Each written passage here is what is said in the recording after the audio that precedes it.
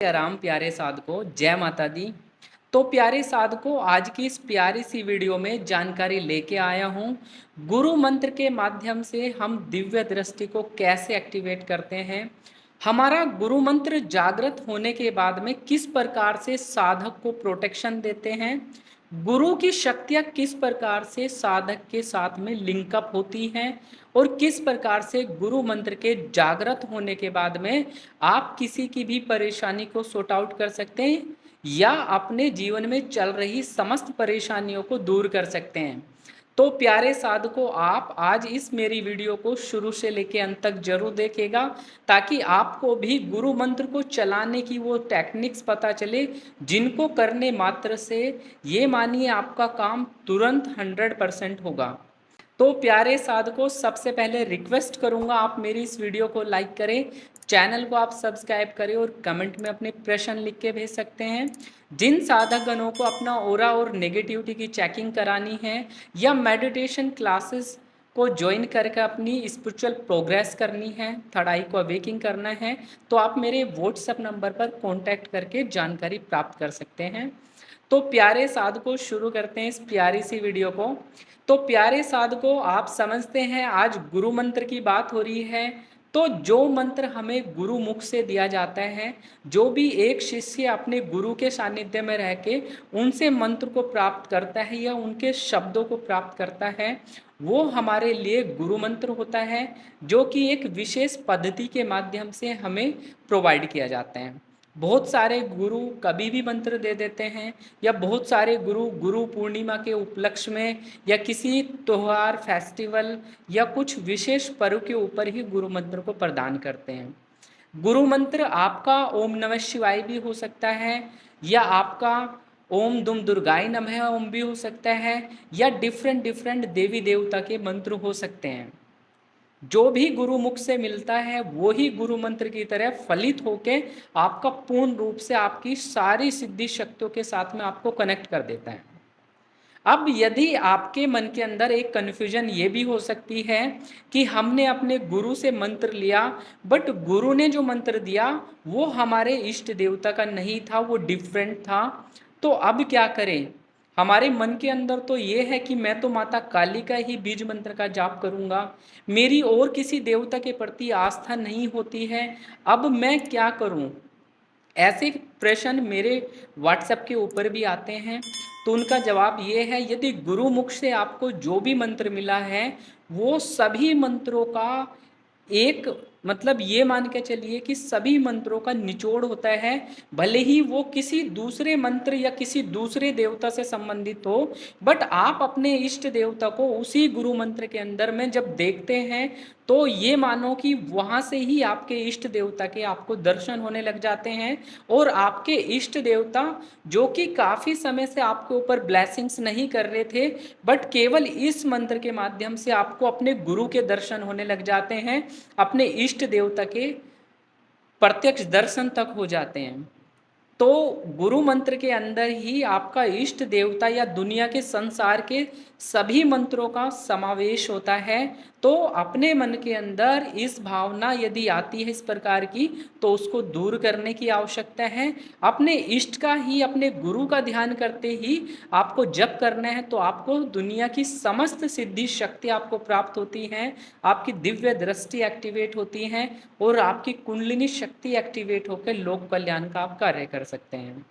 तो मंत्र के कन्फ्यूजन को छोड़ के आपको भाव विभोर होकर बढ़िया तरीके से अपने गुरु मंत्र का ध्यान करना है, जाप करना है। उसका जो भी अनुष्ठान होता है गुरु उसके नियम बताता है, क्या आपको भोग लगाना है, किस प्रकार से आपको जप करना है, उसका विधान यदि आप बढ़िया तरीके से फॉलो करते हैं, यदि आपकी साधना सफल होने वाली थी कोई भी 1 साल के अंदर, तो वो आपकी कुछ ही महीनों के अंदर एक्टिवेट हो जाती है। यदि आप दिव्य दृष्टि के लिए प्रयासरत हैं बट काफ़ी समय हो गया है लगातार आपको मेहनत करते हुए, बट अभी तक ज़्यादा कोई सफलता नहीं मिली, तो आपको किसी गुरु के सानिध्य में जाना चाहिए जो कि आपको एक गुरु मंत्र प्रदान करे और गुरु मंत्र की साधना करके आप पूर्ण रूप से उन शक्तियों को प्राप्त कर सकते हैं। अब जो साधक गुरु मंत्रों का जाप करता है, तो ये मानिए कि गुरु की तरफ से उनके शरीर के ऊपर एक ओरा बनता है मंत्र का, और ओरा के ऊपर भी एक गुरु का कवच आता है। जब भी मैं बहुत सारे साधकों की चेकिंग करता हूँ, तो अक्सर उनके शरीर के ऊपर ऐसे कवच दिखाई देते हैं जो कि किसी गुरु से संबंधित होते हैं। और बहुत सारे साधक तो ऐसे होते हैं जो भगवान भोलेनाथ को अपना गुरु बना के रखते हैं, और उनके शरीर के ऊपर भी भगवान गुरु शिव शंकर भोलेनाथ का कवच उनके ऊपर होता है। तो बहुत सारे साधक ये होते हैं, भाई मैंने तो संकल्प लेके बनाया हुआ है, जब वो चीज़ें दिखाई देती है तो पता लगता है, तो उनको भी काफ़ी मोटिवेशन मिलता है कि हमारी चलो गुरु का पक्ष है। तो अब आपका ओरा कंप्लीट हो चुका है, गुरु का कवच आपके ऊपर है। इस दौरान में आप पूर्ण रूप से सुरक्षित हैं और बढ़िया तरीके से किसी भी साधना को करने के लिए आप कैपेबल हैं। इस दौरान में आपको जो गुरु मंत्र मिला है वो गुरु के मुख से जपा हुआ है, तभी आपको गुरु ने प्रोवाइड किया है। तो इसका मतलब ये है कि आप यदि उस मंत्र का जाप करते हैं तो बहुत जल्दी आपको 2 या 3 दिन के अंदर या 7 दिन के अंदर गुरु मंत्र के अनुभव होने लग जाते हैं, आपका ध्यान लगने लग जाता है, और आपके शरीर के अंदर यदि कोई परेशानी है तो वो भी दूर होने लग जाती है। तो गुरु मंत्र इतना पावरफुल होता है कि आपके पूरे बॉडी के जो हमारे कुंडलिनी के 7 चक्रास होते हैं उनको एक्टिवेट कर देता है, और कुंडलिनी शक्ति आपकी जब ऊपर उठती है, आपकी दिव्य दृष्टि की परतें साफ होती हैं, तो आपको पूर्ण रूप से दिखाई देना भी चालू हो जाता है। जो वचन आप यदि गुरु मंत्र का निरंतर अनुष्ठान जाप करते रहते हैं, तो जो भी आप वाणी बोलते हैं आपकी वाणी सिद्ध होने लग जाती है। यदि किसी के घर में कोई परेशानी है, आपने उसको बोल भी दिया, तो ये मानो कि गुरु के वचन के माध्यम से उसका वो कार्य 100% से हो जाएगा। तो बहुत सारे साधक गणों को अपने स्वपन के माध्यम से भी बहुत सारी चीज़ों का पूर्वानुभास होने लग जाता है। यदि कोई भी परेशानी आती है तो उसके जीवन में तो पहले ही सपने के माध्यम से शक्ति या गुरु की शक्ति उनको दिखा देती है, रियलाइज करा देती है, और वो चीज़ें उनको यदि बचाव करना है तो वो बचाव भी कर सकते हैं। बहुत सारी साधक साधिकाएं ऐसे होते हैं कि स्वपन के माध्यम से देवी देवता उनसे जुड़ते हैं और उनको गाइडेंस देते हैं फ्यूचर की। और जब वो उनके साथ में जीवन में घटनाएं घटित हो जाती हैं, तो पता लगता है कि पूर्ण रूप से भाई ये तो मैंने कल देखा था, परसों देखा था, और आज में ये चीज़ें घटित होगी एग्जैक्ट। तो ऐसा बहुत सारे साधकों के साथ में होते हैं। जो साधिकाएं घर में केवल अपना पूर्ण रूप से मंत्रों का जाप करती है, पूजन पाठ करती है, उनको कुंडलिनी दृष्टि का कोई लेना देना नहीं है, बट उनके पास भी शक्तियाँ जागृत होती हैं और पूर्ण रूप से उनको इंट्यूशंस आती है, मन के अंतर मन में प्रेरणा चलने लग जाती है, किसी भी कार्य को करने में उनको डिसीजन मेकिंग उनकी स्ट्रॉन्ग हो जाती है। तो ये सारी चीज़ें जो हुई हैं आपके ओरा के ऊपर, आपके मन के अंदर जो षड विकार हैं वो दूर होने लग जाते हैं, और परम पिता परमेश्वर अपने इष्ट देवता की ब्लेसिंग्स उनके ऊपर होने लग जाती हैं। जब आप गुरु मंत्र का जाप करते हैं तो पूर्ण रूप से ये मानिए आपके सारे काम जो भी अटके हुए होते हैं, यदि आप उनको करवाना चाहते हैं तो गुरु से प्रार्थना करने मात्र से ही अपने जीवन की सारी परेशानी आपकी दूर होने लग जाती है। तो गुरु मंत्र का जाप भाव विभोर होके बढ़िया तरीके से एक नियम के साथ में, डिसिप्लिन के साथ में आपको करना है। आप कोशिश करें, आप सुबह के समय एक निश्चित समय कर दीजिए जिसमें कि आप अपने गुरु की पंचोपचार से पूजन करें, उनको धूप दिखाए, दीपक दिखाए, और उनको सुगंध अर्पण करें, पुष्प अर्पण करें, तिलक आप लगाए, और उनके लिए भोग आप समर्पित करें। यदि इस प्रकार से आप गुरु का पंचोपचार से पूजन करते हैं और उनके गुरु मंत्र का बैठ के कम से कम 11 माला का आप जाप करते हैं, यदि मंत्र बड़ा है तो अपने समय अनुसार आप उसको डिसाइड कर सकते हैं कितनी माला का आपको जाप करना है। तो यदि आप इस प्रकार से अपने गुरु मंत्र का जाप करते हैं तो 100% वो सिद्ध होके आपके समस्त कार्य को बना देते हैं, और पूर्ण रूप से आपकी सारी स्पिरिचुअल अवेकिंग हो जाती है।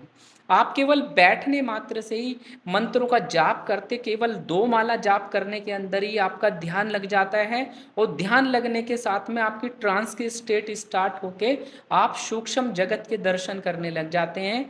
ये केवल उन साधकों के साथ में होते हैं जो कि बढ़िया तरीके से अपने गुरु मंत्र का जाप करते हैं और निरंतर उनके मंत्र मन में अजपा चलने लग जाता है। तो उनको बैठ के घंटों ध्यान लगाने की आवश्यकता नहीं, केवल ट्रांस में गए और 5-10 मिनट करा और बात खत्म, वहाँ पे ही उसको ध्यान के गहरे अनुभव होगी। यह लगातार उसका घंटों घंटों का ध्यान लगने लग जाता है।